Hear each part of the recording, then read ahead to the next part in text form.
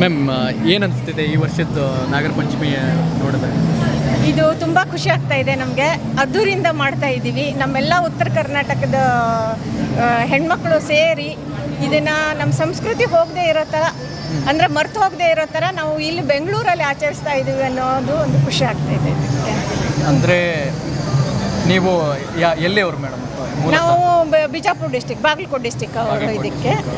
ಹೀಗಾಗಿ ಆ ಉತ್ತರ ಕರ್ನಾಟಕದ ಎಲ್ಲ ಹೆಣ್ಮಕ್ಳು ನಮ್ಮ ಕೆಲಸದ ಕಾರಣ ಇಲ್ಲಿ ಬಂದು ನೆಲೆಸಿರೋದ್ರಿಂದ ಈಗ ನಾವೆಲ್ಲ ಒಟ್ಟುಗೂಡಿ ನಮ್ಮ ಹಬ್ಬ ನಾಗರ ಪಂಚಮಿ ಹಬ್ಬನ ಇಲ್ಲಿ ಆಚರಿಸ್ತಾ ಇದ್ದೀವಿ ಅಂತ ತುಂಬ ಖುಷಿ ಆಗ್ತಾ ಇದೆ. ಒಟ್ಟು ಈ ಹೋದ ಸರಿಗಿಂತ ಈ ಸರಿ ಜಾಸ್ತಿ ಜನ ಸೇರಿದ್ದಾರೆ ಅಂತ ಏನಾದರೂ ಅನಿಸುತ್ತೆ ನಿಮಗೆ? ಪ್ರತಿ ಸರಿ ಜಾಸ್ತಿನೇ ಆಗ್ತಾ ಇದೆ. ಮೊದಲು ಮನೆಯಲ್ಲಿ ಮಾಡಿದ್ದು ಫಸ್ಟ್ ಟೈಮು, ಆಮೇಲೆ ಅದು ಜಾಸ್ತಿನೇ ಹಾಕ್ಕೊಂಡು ಹೋಗ್ತಾ ಇದೆ.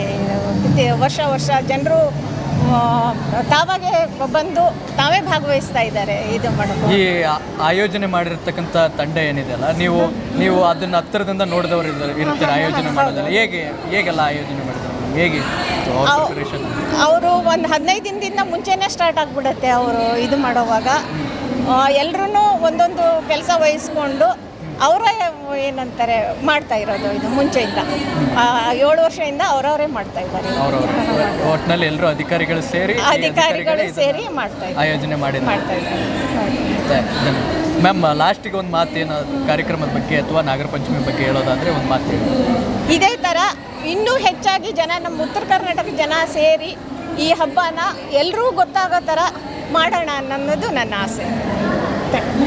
ಅಪರಾಧಕ್ಕೆ ಸವಾಲು ದಿನಪತ್ರಿಕೆ ಜೊತೆಗೆ ಡಿಜಿಟಲ್ ನಲ್ಲಿ ಹೊಸ ರೂಪ.